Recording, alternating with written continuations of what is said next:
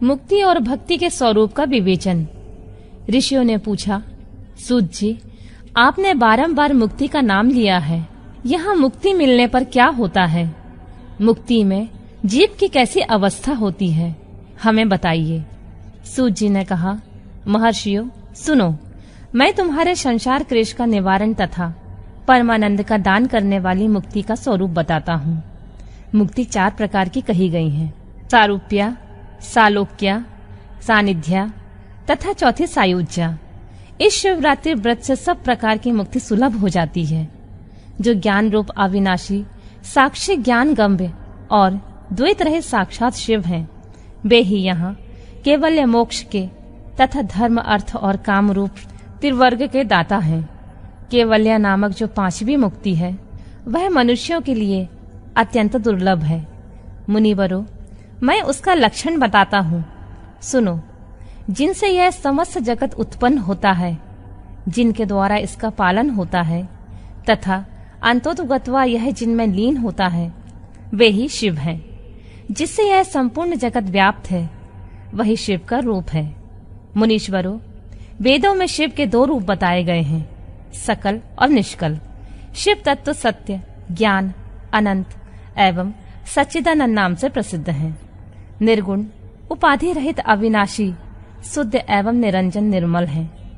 वह न लाल है, न पीला है, न सफेद है, न नीला है, न छोटा है, न बड़ा है, न मोटा है, न महीन। जहाँ से मन सहित वाणी उसे न पाकर लौट आती है, वह परब्रह्म परमात्मा ही शिव कहलाता है। जैसे आकाश सर्वत्र व्यापक है, उसी प्रकार यह शिव तत्व भी सर्वव्यापी है। यह माया से परे, संपूर्ण द्वंद्वों से रहित तथा मत्सरत सा शुद्ध परमात्मा है। यहाँ शिव ज्ञान का उदय होने से निश्चय ही उसकी प्राप्ति होती है, अथवा दूजो सूक्ष्म बुद्धि के द्वारा शिव का ही भजन ध्यान करने से सत्पुरुषों को शिव पद की प्राप्ति होती है। संसार में ज्ञान प्राप्ति अत्यंत कठिन है, परंतु भगवान का भजन अत्यंत सुकर माना गया है। इसलिए संत शिरोमणि पुरुष मुक्ति के लिए भी शिव का भजन करते हैं।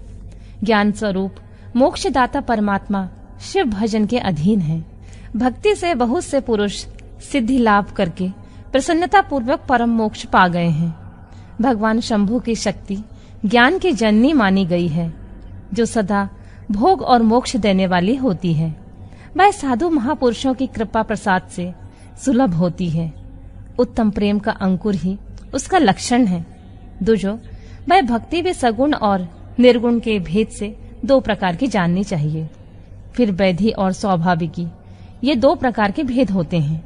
इनमें वैधि की अपेक्षा स्वाभाविकी श्रेष्ठ मानी गई है। इनके सिवा नैष्टिकी और अनैष्टिकी के भेद से भक्ति 2 प्रकार की बताई गई है। नैष्टिकी भक्ति 6 प्रकार की जाननी चाहिए और अनैष्टिकी 1 प्रकार की। फिर विहिता और अविहिता के भेद से विद्वानों ने उसके अनेक प्रकार माने हैं। उनके बहुत से भेद होने के कारण यहाँ विस्तृत वर्णन नहीं किया जा रहा है। उन दोनों प्रकार की भक्तियों के श्रवण आदि भेद से 9 अंग जानने चाहिए। भगवान की कृपा के बिना इन भक्तियों का संपादन होना कठिन है और उनकी कृपा से सुगमता पूर्वक इसका साधन होता है। दूजो, भक्ति और ज्ञान को शंभु ने एक दूसरे से भिन्न नहीं बताया है, इसलिए उनमें भेद नहीं करना चाहिए। ज्ञान और भक्ति दोनों के ही साधक को सदा सुख मिलता है। ब्राह्मणों, जो भक्ति का विरोधी होता है, उसे ज्ञान की प्राप्ति नहीं होती। भगवान शिव की भक्ति करने वाले को ही शीघ्रता पूर्वक ज्ञान प्राप्त होता है। अतः मुनीश्वरों, महेश्वर की भक्ति का साधन करना आवश्यक है। उसी से सबकी सिद्धि होती है, इसमें कोई संशय नहीं है। महर्षियों, तुमने जो कुछ पूछा था उसी का मैंने वर्णन किया है। इस प्रसंग को सुनकर मनुष्य सब पापों से निसंदेह मुक्त हो जाता है।